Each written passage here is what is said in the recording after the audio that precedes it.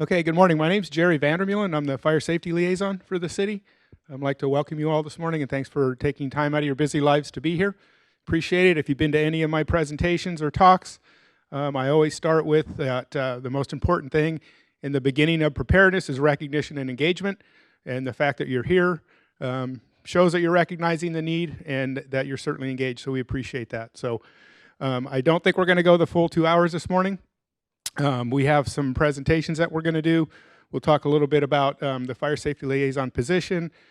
We have a presentation by our public safety manager, Susan Duenas, and then we have Rudy Gonzalez here from Southern California Edison that's going to talk to us about their wildfire mitigation efforts and also the public safety power shutoff. So that's kind of what we have on our agenda. So as far as my position, I started here in May. This is a brand new position that was started in wake of the Woolsey fire, and it is a brand new position, so we've kind of got to design and define what that position is going to be, and we've really drilled down into public outreach and trying to talk to people about preparedness. As we know, the west side of the city was hit pretty hard by the Woolsey fire. The east side of the city hasn't really experienced a big fire since '93, the Topanga fire. So we really want people to prepare because we know it's not if a fire is going to come, but it's when a fire is going to come. So in that regard, last Wednesday night, 2 Wednesday nights ago, we had our community forum.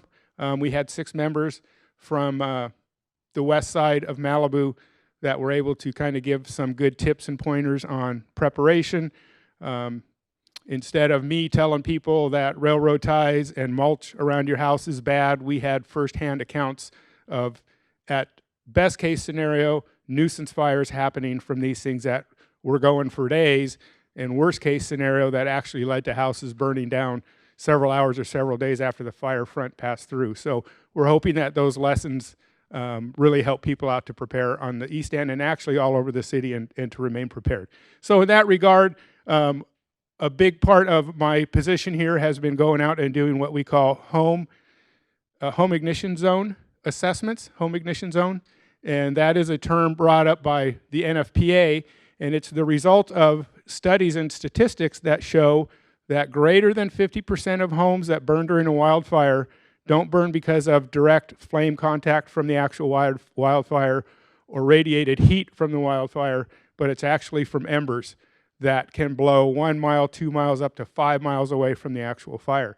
And that makes our whole city susceptible, not just the homes right up in what we call the wildland-urban interface, right next to the brush and the wildland, but all of our homes. And that was definitely brought out during the Woolsey fire when you look at the homes that burnt in Point Dume, probably a lot of them in Malibu Park as well. So that's been a really big part of my position. To date, I've done 40 assessments myself. I have about another 16 on the books in the next couple of weeks. And in addition to that, the communities of Big Rock have a cadre of people that are doing them in their community as well. Rambla Pacifico has some in their community doing them as well. I believe Malibu West has some folks doing it there as well. So we're probably in the neighborhood of maybe 60 to 70 that have been done so far, and we really hope to try to keep that going. So that's been one part of my position.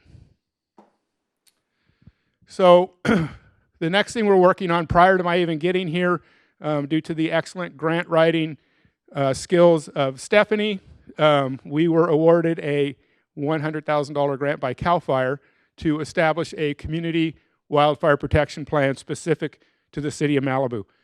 Currently, we fall under the umbrella of the Santa Monica Mountains CWPP, which covers the whole area. So Topanga, Calabasas, all the way into the Ventura County part of Malibu, Yerba Buena, Westlake, all of that stuff, Lake Sherwood, all of that falls under the Santa Monica Mountains, and it's about 6 years old. So we're doing one specific to the city of Malibu. We are working right now with a consultant to get started on this project. So what is a CWPP? In 2003, the federal government came up with the Healthy Forest Restoration Act, and that was to make funds available to do preemptive mitigation to make places safer. But in order to access that money, you have to have a plan in place. So that's why we're going with the CWPP that will allow us to apply for grant money for mitigation efforts. And as part of that, the consultants have, the people that work for them, they have a lot of wildfire experts, mitigation experts, so they'll come through here and evaluate the city of Malibu and give us recommendations on areas that need to be mitigated and mitigation methods. It's probably going to be mechanical and possibly some grazing. So burning's not so popular around here, so we probably won't see too much prescribed burning. So that's kind of what I've been doing, and we're going to keep working on that. So that's my position. So going forward, we're going to talk a little bit about fire season so far to date, and then we'll get into what's going on here locally as far as fuel moistures and conditions and how things are looking. So this is just a little chart showing active fires statewide. The biggest one going right now is the Walker Fire. It's in the Plumas way up north, and it looks like it's about 54,000 acres. That's been the biggest one. Locally, the biggest fire we probably had was the, I believe it was called the Tenaha Fire in Riverside County, probably 2 weeks ago, 2,000 acres. So that's pretty much been all we've had down here so far. So it's really been a quiet season. We've had a pretty mild summer, but we have had some warming conditions. Just looking at predictive services for the summer, they basically say that we've had a mild summer, it's starting to warm up.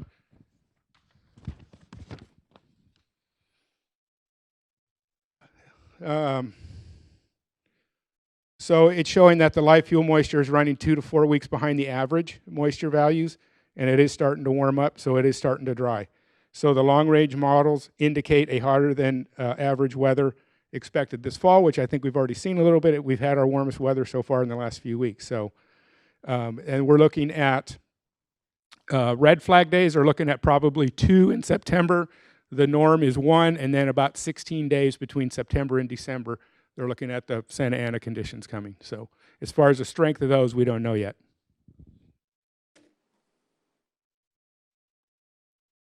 I would add on here too, I think the Taboose Fire is on here. We were going to have, yeah, it's at the very top, Taboose Fire. We were going to have Drew Smith here from LA County Fire Department. He's a fire behavior analyst, so he's really into all the weather and the fuel moistures and predictions. Unfortunately, he was called out to the Taboose Fire as a fire behavior analyst with his command team, so he's been gone for a couple of weeks. So unfortunately, you have to get my interpretation of it, sorry. So to date so far, looking statewide, they've had 157,000 plus acres burned, a total of 189 incidents that were greater than 10 acres, 0 fatalities, which is great. And then unfortunately, we still had 39 structures that have been damaged or destroyed. So we talked a little bit about fuel moisture. We kind of monitor this here in our office, and the fire department does the readings for us. So this is LA County, all areas. This is for chamise, ceanothus, sages, and sagebrush. So the nice little curvy line, the black one, that's the 38-year average between 1981 and 2019. So that's the average.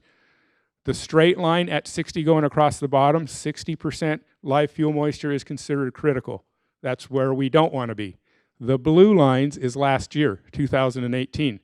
So you can see that last year we were pretty much at that critical level already. And then the red line is this year. So countywide, it's looking like it's about 78% live fuel moisture countywide for all the different fuel types. So as far as that goes, that looks pretty good, and we'll talk about the significance of fuel moisture here in a minute. So then this one just shows the Santa Monica Mountains, and it's chamise only. That's the dominant fuel, and it also gives the most consistent readings. So again, 60% being the straight line at the bottom. You could see that this time last year in the blue, we were just about there. And you can see this year we actually took a little spike in early September. So we're at about 74% right now, 74%, so we're about 14% above critical. And we're probably 5% above the 38-year average. So we're looking pretty good. Sir?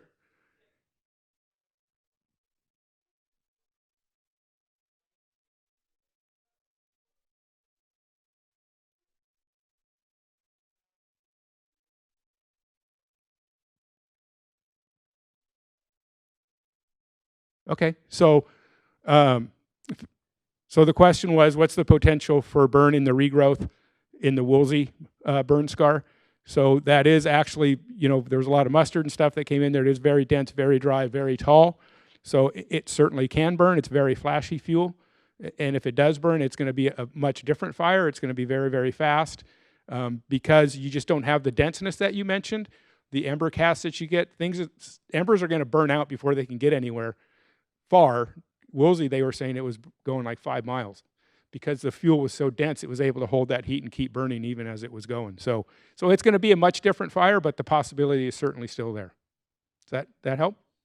Okay. So talking a little more about these fuel moistures. So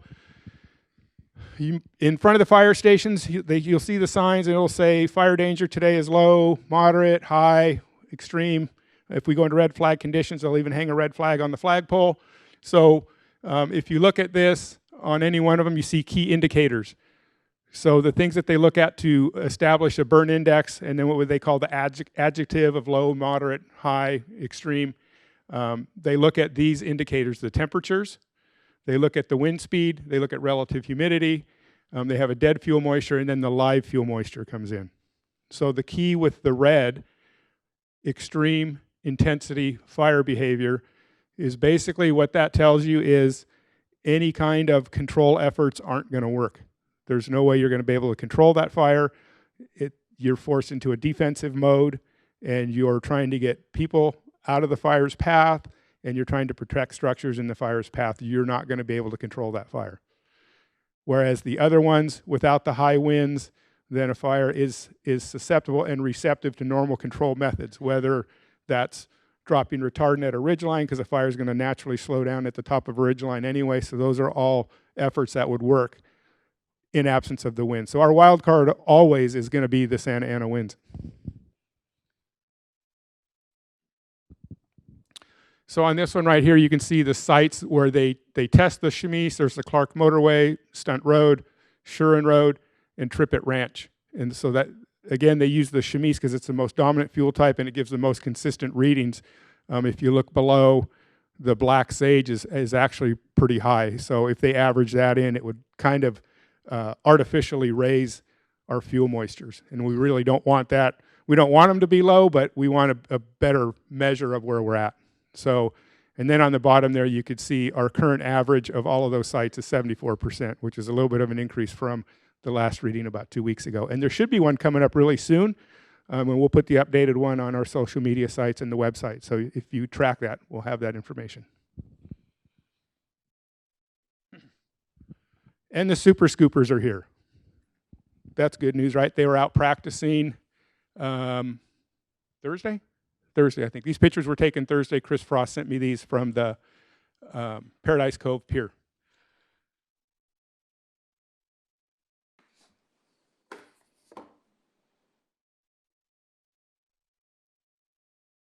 Okay, the last one we didn't talk about was locally here we did have the Sweetwater fire the Friday before Labor Day. I think that burned about 40 acres. And again, with the moderate or mild conditions that we have right now, it basically was what we would call a fuel or topography-driven fire. It burned up the hill through the aggressive firefighting efforts and the retardant drops and everything. It got to the top of the hill and it went out. Kind of a textbook scenario, so that was really good. So that's all the activity we've kind of had here locally. So we're going to go on to Susan Duenas right now with some updated information, and then at the end we'll do questions on everything. And when it comes to that time, just kind of be patient with me. We're going to pass the mic around because we are recording this for folks that can't make it. So Susan Duenas, our Public Safety Manager. Thank you, Jerry. Good morning, everybody.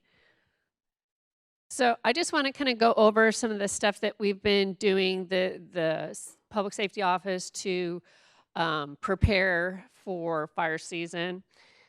Part of it is a direct result from Woolsey, things we learned. This is a picture of a meeting that we had with our partner agencies. We did a tabletop exercise to go over evacuation, since I know the evacuation just went so well last time, right? So we want to, I mean, you're never going to be able to evacuate really easily out of here. I mean, this is a super challenging area to evacuate, but we are looking for ways to improve how that can happen. So we did a tabletop exercise in August, and we started really drilling down, and the focus at that drill was to look at eastern Malibu, because we know that's where the next big fire is going to be. So in that meeting, we then broke up into subgroups, and we have a subgroup for communication, like how are we going to get information? How does that information flow? Because the cities, that's our primary role, is to get information and push it out to the community. We struggled a little bit with that during Woolsey, and so we're trying to tighten that up. So we have a subgroup working on that. We also have a subgroup working on evacuation, like how are we going to run evacuation maybe a little more cleanly? And we're adopting the same method like with Topanga. They have zones. So we've worked with the fire department to identify zones in Malibu as well, and they're building off the Topanga zone. So Topanga goes 1 through 9. And so with Malibu, they skipped 10 because they're holding it for a possible another location, but we're going to have 11 through 14. So we have 4 zones. They're going to be based on the historical fire corridors. So wherever that fire corridor is, the zone kind of stretches beyond either side of those corridors as our 4 zones. So the subgroup now is looking at these zones and trying to figure out what's the best way to evacuate these areas in terms of directing people. And then that, of course, leads to a traffic subgroup. And this is more the technical side with Caltrans and CHP and Sheriff in terms of what can we do with the traffic flow in terms of the equipment, such as street lights. Like we were debating a lot last week about the idea of, well, can we make all the lights green so that cars don't have to stop at every intersection? But then it was brought up that the problem with that is you will have people coming from the canyon roads, and if it's just green, how are they going to merge into traffic safely? So it gets complicated, but we're working on this. We met last week. We're working on plans that once we have them all nailed out, we will be putting that information out to the community so that you'll have a little more information about what the plan is with the different zones, the evacuation, how we're going to deal with traffic. So we've been doing that. The other thing we're doing is we're kind of building off what happened during Woolsey Fire, but we want to expand on it. And that's the idea of having at our points of distribution, which is where emergency supplies were. During Woolsey, they were set up at Point Doom Elementary and Zuma, which it just kind of happened naturally, but it was convenient because those were where our emergency supply bins. We have emergency supply bins in 6 locations throughout the city. But the other part that happened at Zuma that we're building on is the information station idea. And that's like the wooden sandwich board you see right there. During Woolsey, I think it was CAL FIRE, someone brought one of these out and stuck it at the emergency supply location. And we're like, well, this is great. We need more of these. So we're going to have a cache of 10 of these so that we can put them out in logical locations and natural gathering places where people can go and get information. Because as we know, cell service was down, power was out, and it was very difficult for us to get information to people who are still here in the city. So we will now have these and utilize them when we're in that situation again, where we can station them out in the community and send runners with information and try and, update that, maybe a couple times a day, depending on the situation, how quickly things are changing. We can put updated information, we can put maps, anything that's needed, it will be out there. The other thing we're doing, this is Matt Meyerhoff, our public information officer, demonstrating. We realized that during Woolsey, as we all know, being the 3rd large incident of the day, we didn't get a lot of resources.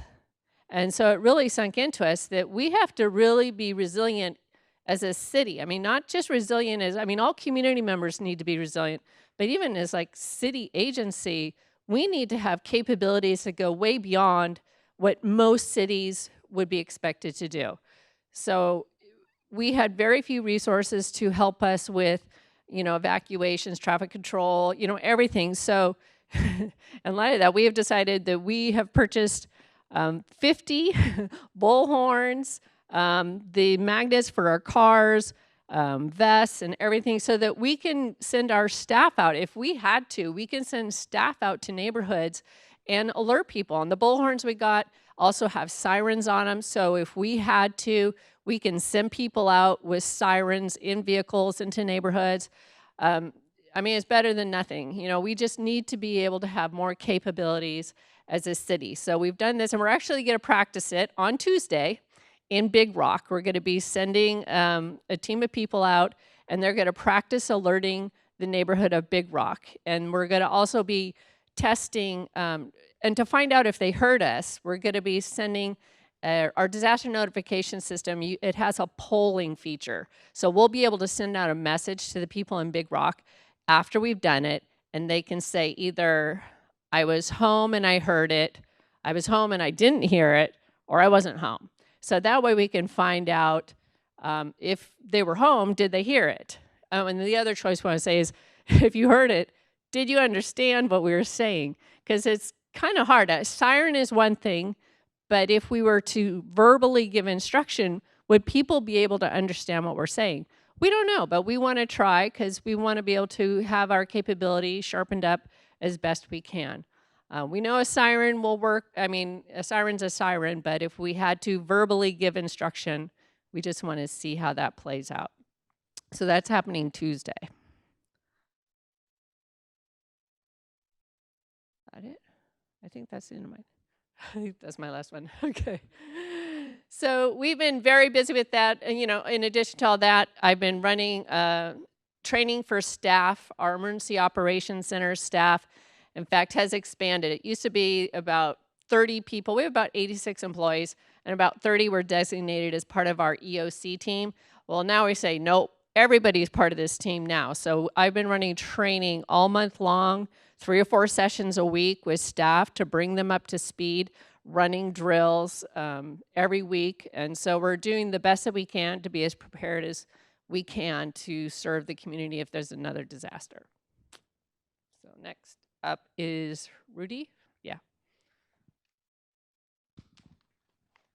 Thank you.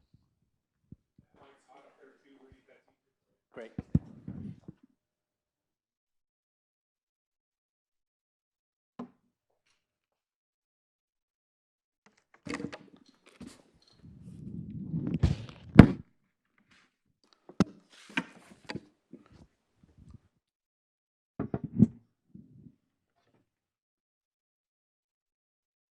Good morning. I'm Rudy Gonzalez. I'm Southern California Edison's Government Relations Manager, and I cover the Malibu area. Have been doing so for the past 5 to 6 months now. So I'm still kind of learning the community. So I appreciate the opportunity to come before you this morning and share a little bit of information around Edison's wildfire mitigation plan efforts.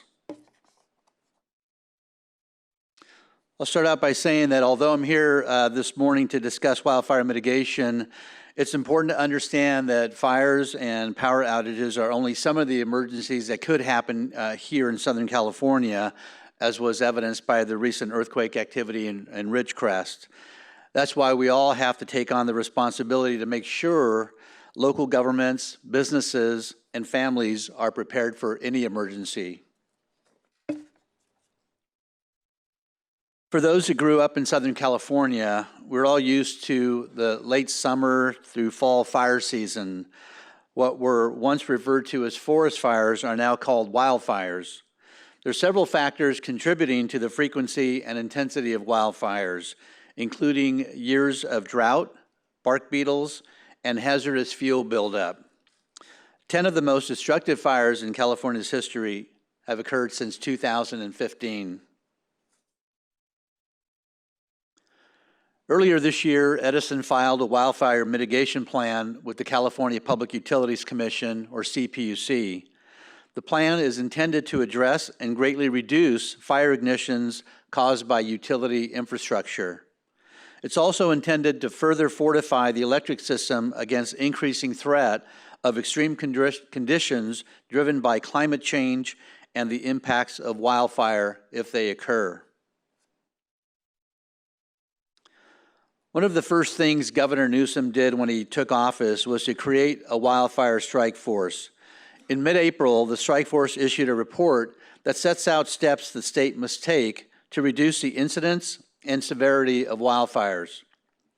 In addition to renewing the state's commitment to clean energy, it outlines actions to hold the state's utilities accountable for their behavior and potential changes to stabilize California's utilities to meet the energy needs of customers and the economy.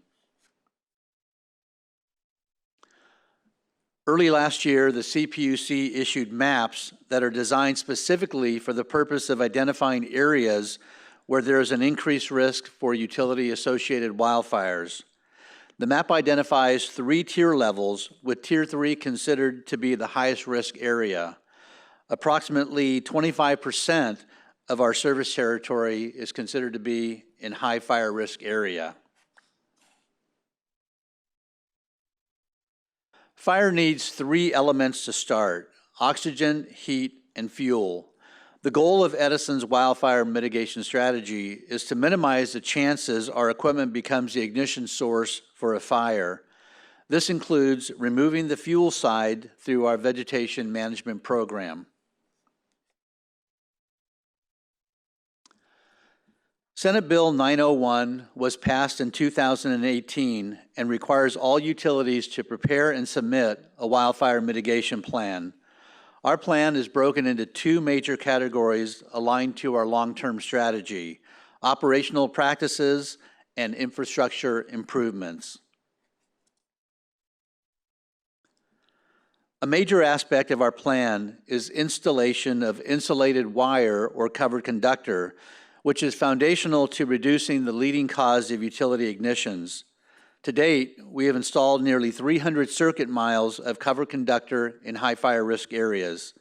In addition, we've installed fault detecting equipment that will de-energize lines, reducing the likelihood of an ignition.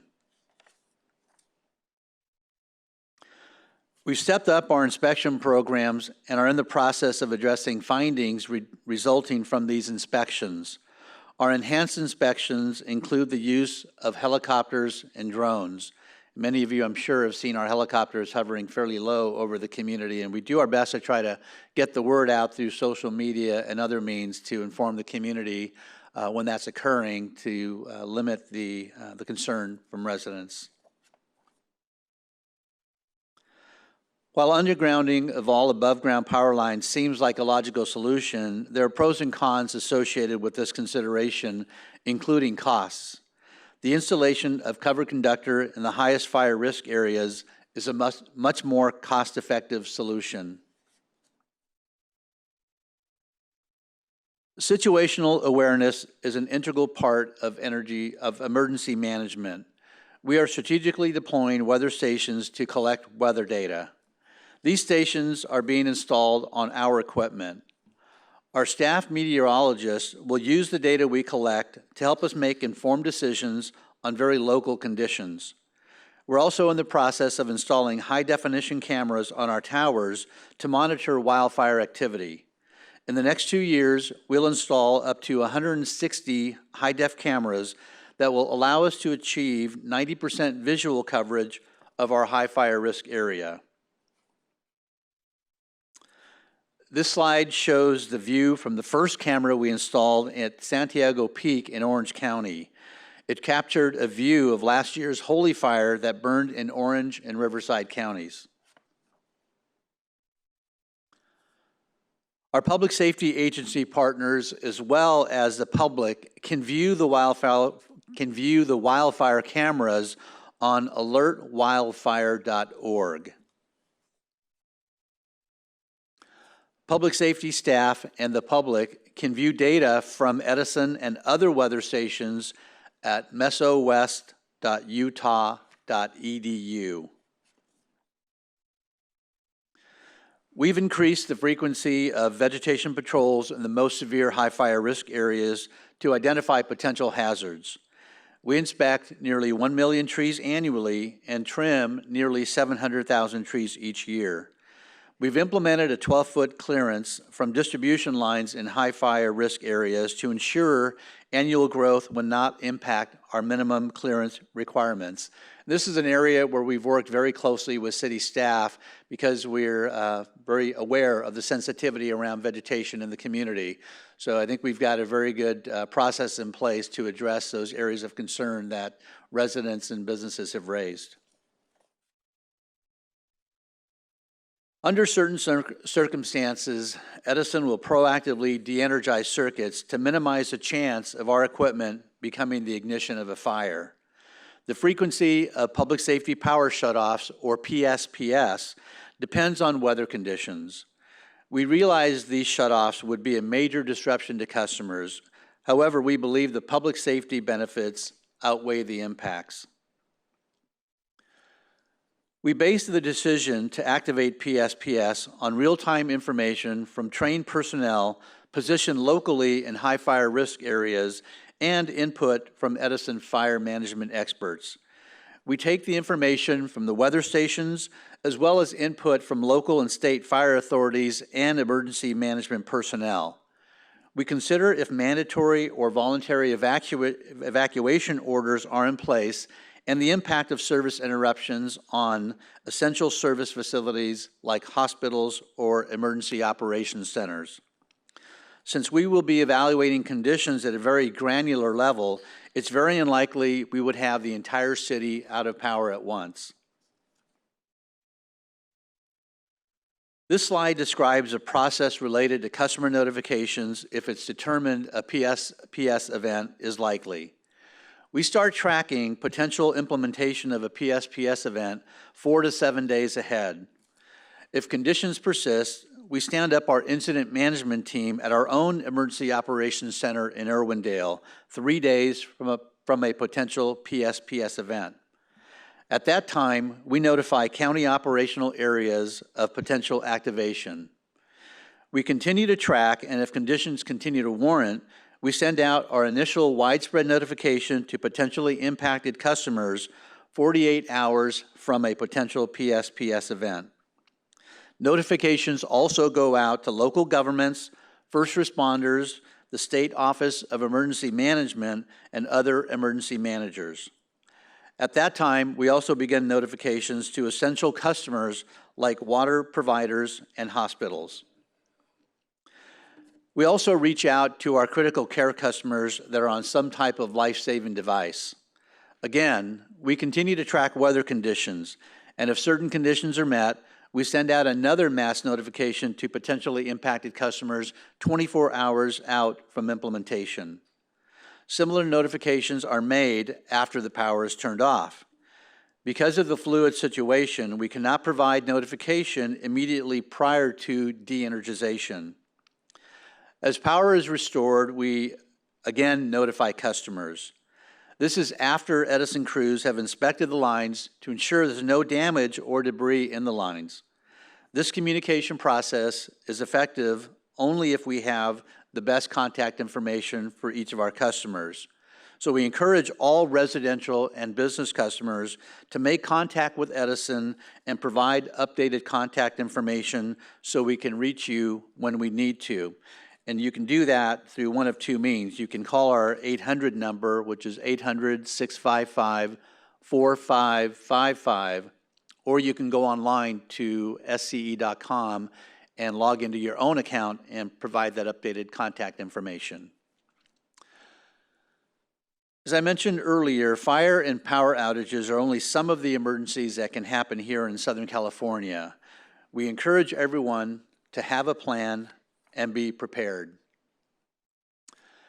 This slide has information that we believe would be useful to any customer, whether it's residential or business, in preparation for any type of emergency. So again, I appreciate the opportunity to share this information with you today, and I'll be available for questions during the Q&A portion of the presentation. Thank you.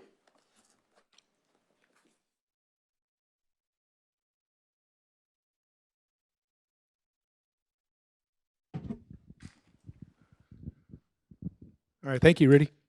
Good information, thank you.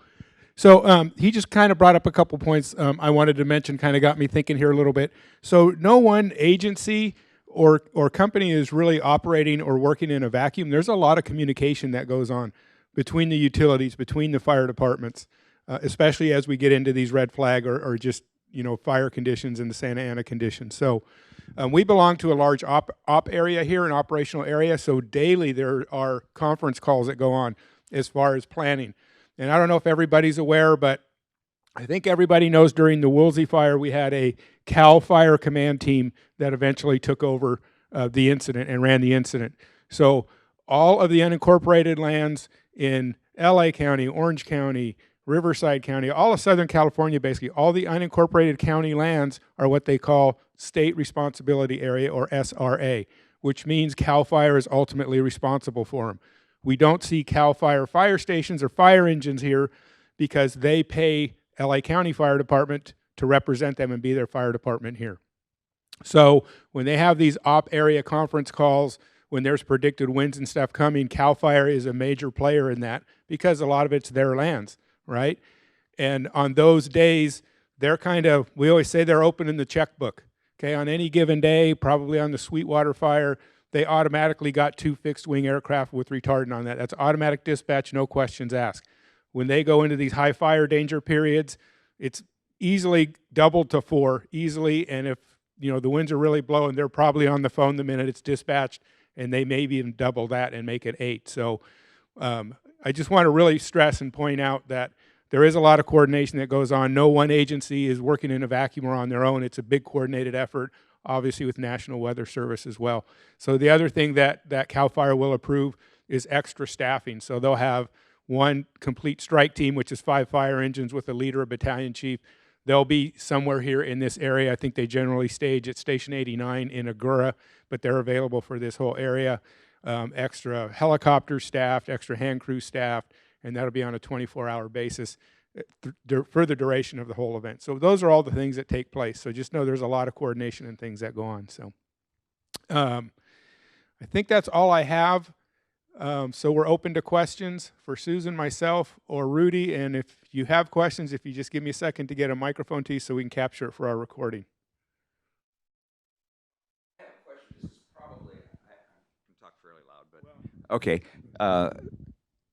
This would probably be an SCE question, but when they shut the power down, then our communication dies, and we don't get information from the city. Now, I know that the local radio station is supposedly creating some new relays or whatever, but I'm out in way west Malibu, and we don't hear much out there. I guess several questions, but how are we going to get better communications way far out? Because I'm on Encino Canyon, for instance. Okay, I'm on Encino Canyon Road area, and then this is the second question, sort of to SCE, in that we happen to have solar, and it works just great when we're on the grid. But when the grid goes off, we're done, and so soon we don't have battery backup, and we're wondering, is there a way that SCE, when the grid goes down, that we can at least still have our solar continue? Technologically, it's doable, but they don't allow it yet. Yeah, I believe there's a switch that would need to be installed at your home so that we ensure that you're not backfeeding into the grid, which would create a dangerous situation for our workers if they're working on the line. Sure. So I'm not sure technically what that process is. Sorry. Well, that would be interesting for all the people that have solar. I mean, if it's a double throw switch or something, manual at least.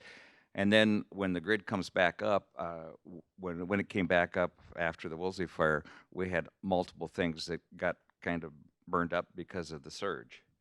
And if we'd had communication to say, flip your breakers off while we're bringing the circuit back up. But I mean, our refrigerator, and we had radios, TVs, several things that the electronics got fried. Yeah. So. Yeah. Yeah. Go ahead.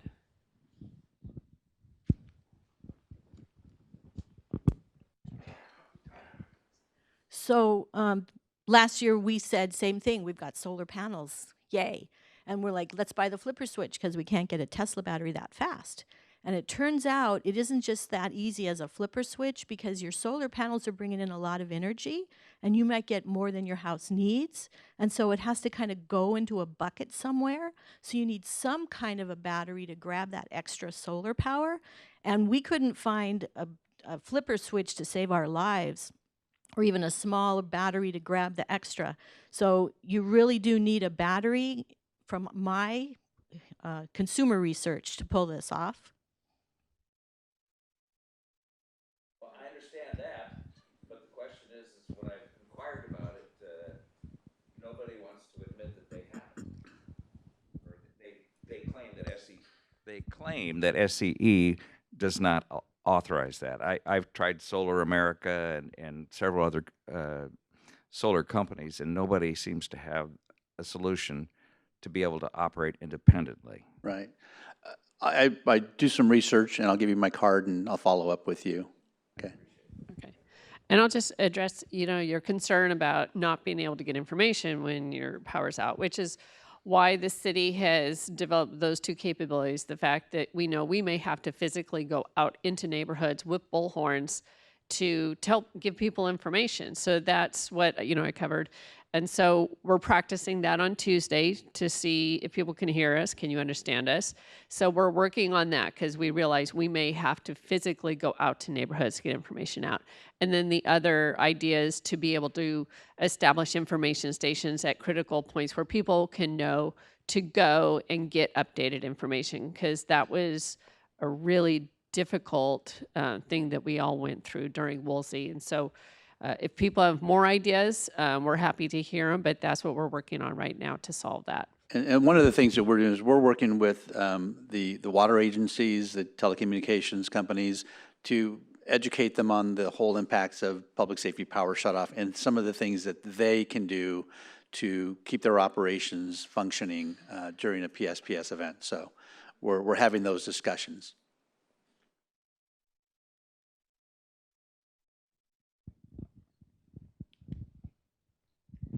Hi, you mentioned the super scoopers are here. Do you know, has the county bought any additional ones since the Woolsey fire?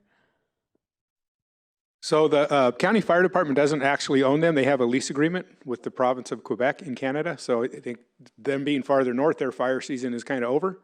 So they come down here. So it's a lease that starts September. They started the Sunday of Labor Day weekend.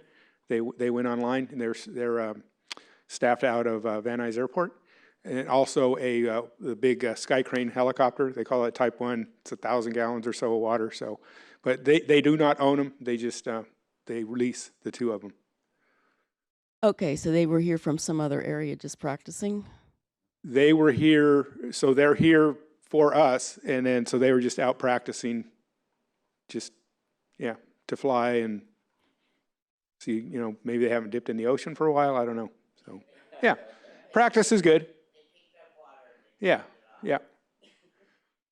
And I think they typically work in tandem, the way that they operate. So that's why there's two of them.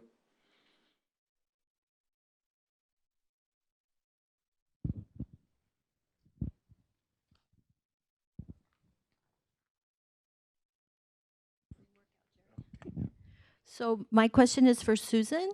So I'm really concerned that during these multi-day power shutoffs, where it's hot and windy and we're prone to wildfire, and there are roads open and the cars and the cigarette butts and the brush fires, and the potential for gridlock if a fire breaks out, and arson magnet issues like, hey, let's go there and start a fire where a lot of us can't call it in. Have you considered extending? I saw a sign on Corral Canyon that said on red flag days, this road is closed to non-residents. Have you considered expanding that concept to other roads, perhaps? We've had conversations like that. I think we've been brainstorming on a lot of ideas like that. And so I think depending on the situation, we might do that. It depends, because it's all very situational. We want to make sure we protect people, but we also don't want to bring the city to a halt either. And I think everyone's going to have to really just you know, keep your awareness up and make decisions for yourself as well. I'm a big proponent of personal responsibility, and especially when we are having these red flag conditions with a potential for a public safety shutoff. If you're someone who is going to have difficulty evacuating or have large animals, I highly recommend proactively evacuating out of the area just to be on the safe side. Because you don't want to have to wait to the last minute. And that's usually what happens when you have these disasters in evacuation. It's because people wait too long. They think that they can stick it out. They think it's going to be okay. And then everyone kind of reaches that same, oh, blank moment, and then they leave at once. Where I think we have to get more into the mindset of just, you know what, it's not worth it. I'm going to go hang with my friends over here or family, or if need be, we can set up a shelter if someone doesn't have somewhere to go.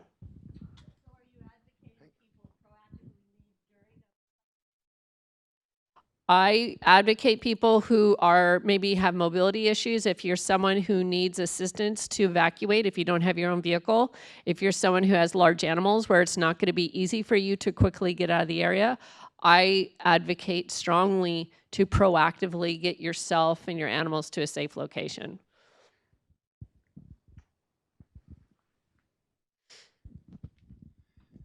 I've got just a couple of points I think are worth putting out here. We were in Woolsey Fire, 19 days without power. And I think there are 2 points that are very important. One, there needs to be an emergency plan to maintain water pressure. The morning of the Woolsey Fire, all water pressure was lost. Had it not been for a battalion chief and a fire engine, 7 buildings would have gone down. No water pressure. When they emptied their truck, they said, where can we get water? I said, we haven't had any since this morning. This was in the afternoon, 3, 4 o'clock. So that's an important point. Another important point, the only communication we had that we could really count on was AM radio transmission. Now, we have a station here. I don't know what its technical output is. What I do know is it can be boosted. It can be relayed. I got enough technical background to know that. I think if money is put into something, instead of just, in all due respect, going out with 20 bullhorns, that takes me back a lot of years. I think that what we need to do is to manage the systems that are in place here, improve them, boost them, and encourage everyone in Malibu to have a transistor radio. Because I will tell you, much as I heard Jeff Wagner say, KNX AM radio in LA was probably our best source of contact. Little Sony transistor radio. And yes, you have them in your car too. You can always turn on a car.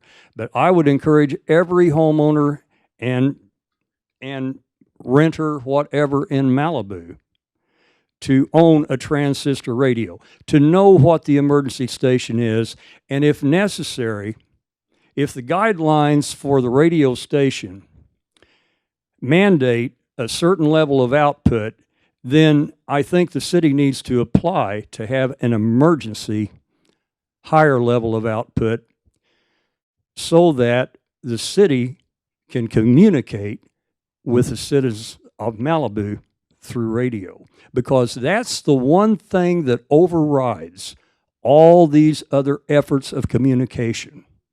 And we need to utilize it. I would Yes. You know what? put I that agree to with you. you 100,000%. And we're actually doing that. And we had talked to KBOO before the fire. Unfortunately, he was taken out early on, but then we were, dependent on KNX. But in the meantime, KBOO is working very hard to boost their capabilities. They're putting a repeater out at Bluffs Park. We put a repeater up at Castro Peak. We're trying to do that because we absolutely 100% agree with you. And I thank you for bringing that up. I forgot to mention that. Radio is absolutely the key because you can get in your car and listen to a radio. So we are doing everything we can to improve that. And also we already have now, we've established the ability that KBOO will let us remotely from City Hall, if we need to, kind of take over KBOO, and we can broadcast through KBOO from here. So thank you for bringing that up. I forgot to mention it. Right on. I had one other point I wanted to bring up. Cell phones, of course, were not available. The only carrier who did come out and service our area was T-Mobile. They were phenomenal. And they have an event group that somehow got through the sheriff line and came out, brought cell phones, brought batteries, helped us with the phones we did have to call our families and our loved ones, let them know we were still alive. And I find that a critical factor. We've got to have a vendor who is willing to support us, to be available, to be a partner, because Verizon didn't show up for over 3 days. And T-Mobile was fantastic. Yeah, and we have been in Verizon's defense, facetiously, they showed up. They didn't get their system up and running for 3 days after T-Mobile was up and running. Yeah. I don't think there's any excuse for that. We know how big Verizon is. We've had And I'm a Verizon user, so. we've had quite a few meetings with Verizon, T-Mobile, other, and you're right. And we pointed out to Verizon, T-Mobile was here handing out phones, and they were kind of like, yeah, we know. But there is a lot of interest they really are seeing that is critical. So we have it set up with Verizon now. They are planning to help, stage equipment. So like if we're looking at a PSPS, we're going to work with them to get a cell on wheels as the cows, to bring it out to Malibu, stage it closer so that if we have to deploy it, we could deploy it more quickly. So we've had a lot of conversations with them to make that happen faster with, all of the carriers.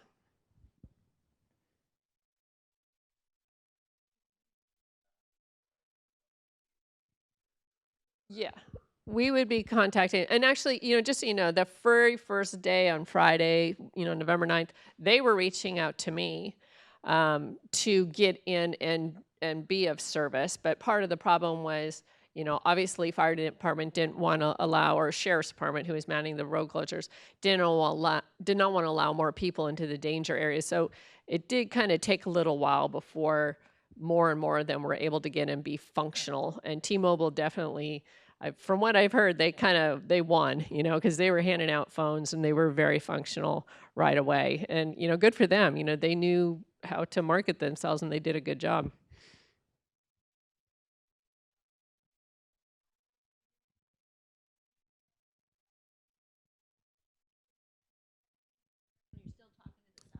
Yeah, she's asking about satellite dish. I don't remember the details of that. We used to have that service. There was actually a very good reason why we discontinued it. It was not working. I don't remember the history, but we did have that, but it was found to be non-effective.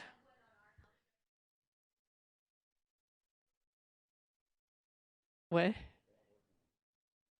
Yeah, well, that's the other thing in the smoke, because that was one reason why we didn't even bother using our satellite phones, because they didn't function in smoky areas. So there was really no point. No, I understand what you're saying, but I don't remember the history of the details. I know that we used to have a satellite thing, and for whatever reason, it was not cost effective or effective. I don't recall, but yeah. Okay, again, I don't know the history, but I remember when it was explained to me 2 years ago that it made sense, the reason why. Yeah.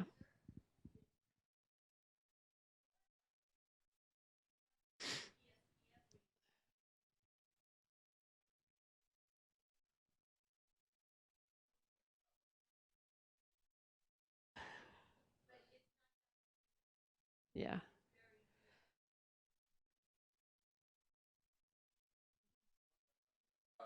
Hang on. Okay. Kay has a question. Don't lose too much here. You're talking about the radio station and being putting repeaters up and all that stuff, and transmitting from the city hall.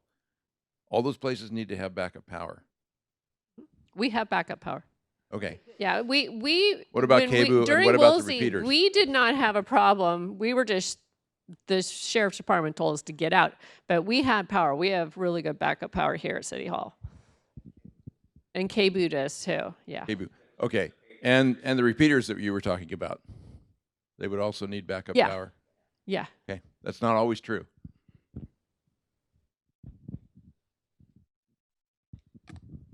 Do we know how the first fire of our season at Sweetwater started? Weed whacker. Thank you. That's usually, during this time of year, it's usually weed whackers. it All too seems like. common. Yeah. Okay, anybody else?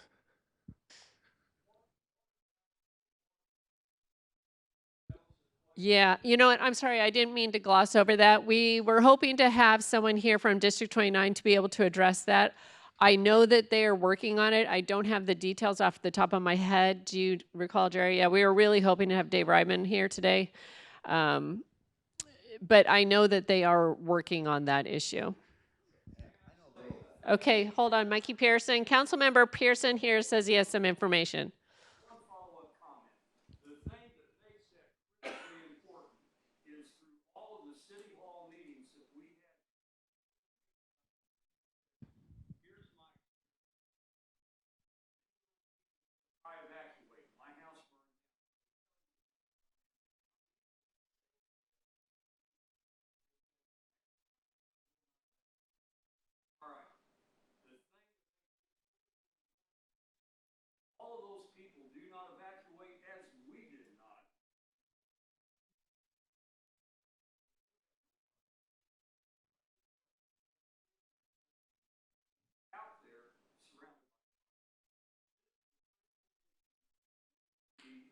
Yeah, we agree.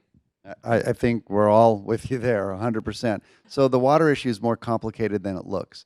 So the data I was able to look at, because I'm with you 1,000%, is unfortunately the main lines were completely charged. They had backup power on them. They never lost charge. What happened that's a really more difficult issue to solve is once the neighborhood started burning, those burning houses released a lot of water and it killed the entire water system. That issue, we don't have a great answer for now. So what the water district's trying to do, but it's not going to happen quickly, is figure out how could they have shutoff valves throughout different areas to start to address that. I think there needs to be technology that somehow detects if your house burns down and cuts off your water. Because I can tell you, and I fought the fires too, when I was up in Malibu Park, when I was in Point Doom, there was no power, but homes everywhere, there was just water spewing out. So the technological issues on that are more complicated than it appears. And that's something obviously Water District 29 needs to deal with. We have had many talks on pushing forward on that front, but it's definitely a complicated issue as far as working with Water District 29 anyhow. I also believe personally, and not really the purview of what we're doing here, is that if we're living up a hill in a high fire zone area, I think at some point we really have to codify having some water at the location. And it doesn't take a lot of water to fight a fire. It really doesn't, but it does take some water. And the same holds true in the case of a natural disaster such as an earthquake. The protocol there is to shelter in place, but you need water. In space would be good, but talk to Tesla about that, but or SpaceX. But so if you need water to shelter in place, that kind of fits along with having a few thousand gallons of water at your house, part of your system that stores on site. So that's something I want to work on as a goal because these issues are real. Most of the homes I saved fighting the fire, 50, 100 gallons at the most. I mean, it was ember. It was all embers. So it wasn't a lot of water, but you do need water. Boy, do you. And you need it at the right time. So I hear you loud and clear.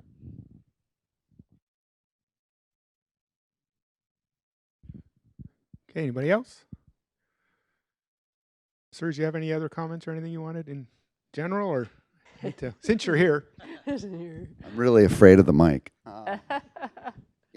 I just want to reiterate something I've been talking about at a lot of these meetings for a long time, and it's already been mentioned here, but that's what we can all do ourselves. So I'm going to continue to work with outside agencies. So is the city. We're going to work on the city's response.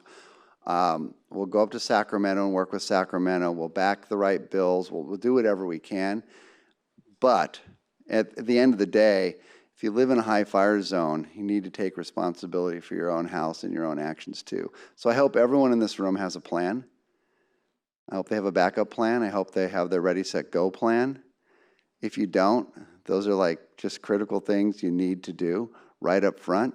If you haven't contacted Jerry to come look at your house to see how you can make it more fire resilient, hardened, these are simple things, and these are the main things that will save your home.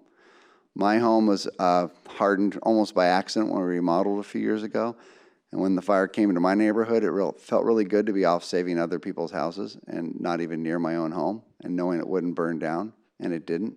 Now, and of course, that's not 100%, but your landscaping makes a giant difference in whether your home survives or not. My neighborhood, Malibu West, every single home that burned from embers. So I think maybe for everyone in this room or in the city, you need to have a plan, and that plan involves know your role. Not everyone can or should stay at all. And I can tell you that the people who thought they were going to stay in my neighborhood, when the fire came roaring down that canyon and we were ready to fight it, turned around, they were all gone. And some of them were trained fire brigade people. They saw that thing and it started raining rocks. I mean, it was real. It was sucking the earth right off the ground. So knowing your role is really important. And there's a lot of ways to be prepared. If you harden your house, you have way more options, such as going down to the beach, for example, or going away from the fire and then rushing back afterwards, because often, as you know, houses burn down after the fire. So there's a lot of options. Staying I agree. I'm really concerned for our next fire event that people are going to get injured or killed because they stay and they're not ready. And it's just not an afterthought to stay. If you don't have fire gear and know how to use it, if you don't have training, know how to use it, and you haven't hardened your home, if your landscaping's not right, you're just simply not really ready to live in a high fire zone anymore. And if you get trapped? Yeah, if you get trapped, you need a plan, absolutely. And I don't even want to get into that now. It's not what we're talking about here. But so preparation on a personal level, and then voicing to your elected officials what you need, absolutely. All fronts need to be attacked right now and being prepared for wildfire. Communication in your neighborhood. If you don't have neighborhood watch, I call it neighborhood watch. It doesn't have to be that. If you don't know who's in your neighborhood, if you don't know who's at risk, you don't know how to contact each other, it's super simple, and it's really, really important. You got to know, when I fought the fire in my neighborhood, I didn't know other people had stayed and were fighting in other parts of the neighborhood. And it's not that big of a neighborhood. No communication, to your point. Now we have radios, licensed radios, so that those of us that are going to stay can communicate. That's just another example. We have a repeater so we can talk to Point Doom. Lessons learned the hard way, but personal responsibility, I think, is the easy first thing to do. I call it the 5, 10, 30-minute plan. It's like, you got 5 minutes. You come home, what can you grab in 5 minutes? What can you grab in 10? Double the time. Still not much time. And then half an hour. You've got time to actually gather your valuables. I don't go out, and the half hour can go 2 hours, 3 hours. But you have to have a plan, because if not, it's just not responsible living in a high fire zone. And that includes if you have mobility issues and other issues like that. So you really have to think about all those kind of things. And that's my comments. Thanks. Thank you. Perfect. So we touched on it a little bit earlier in regards to the red flag events and maybe leaving early. We don't wake up in the morning and go, oh, wow, the winds are blowing, right? It's forecasted 1 to 2 days out. Easily we might be getting Edison notifications of the public safety power shutoff, probably indicative of winds as well. So that should start spurring thoughts, if not actions, initially to start getting ready. Maybe not leaving at that time, but things that we talk about in the home hardening, putting the patio furniture cushions away, coming home in the afternoon or evening and making sure there's gas in your car so that if you have to go, you can go. If the car's in the garage, make sure you know how to open the door manually if the power goes out. Just different things like that that you can do to prepare. Correct. Always carry one week's worth of medications with you if applicable. So we're really focusing on wildfire, but it can be an earthquake as well. It can be a wildfire followed by an earthquake like it was in 93 and 94. So we need to be prepared for all of those things. So, and in an earthquake, we are going to probably be hunkered down. We do shelter in place, and that's going to be more of a regional event. The Woolsey Fire was pretty local here in Malibu, and we were able to draw on resources from Santa Monica and get help in LA and stuff like that. Well, in 1994, Santa Monica got hammered in the earthquake, right? So if we have a larger regional incident, efforts are going to be focused where there's collapsed apartment buildings and stuff like that, right? So we may be on our own for a while. So really preparation is key. So think about a generator if you don't have one. Think about the portable radio if you don't have one. Flashlights, food, medications, all those things that you want to think about. So real quick too, we started with recognition and engagement. On Thursday night, we had an event here in regards to establishing fire safe councils or fire-wise communities. They said that Calamity is kind of the catalyst for people getting together and working together and having that synergistic effect. In the wake of the Woolsey and during the Woolsey, neighborhoods came together. And as Councilman Pearson said, his neighbors, he didn't know other people were staying. They came together during the event. How much better can we do if we pre-plan for that and we know our neighbors and we know everybody's plans? So we can start individually at home by doing our defensible space, hardening your home. My card's back there. If you want me to come out and do an assessment, I'm happy to come do that. You can email me or call me, we'll do that.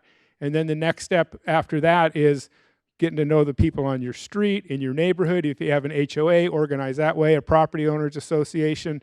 And then if you want a more formal method of doing it, Firewise Community is a great thing, Fire Safe Council.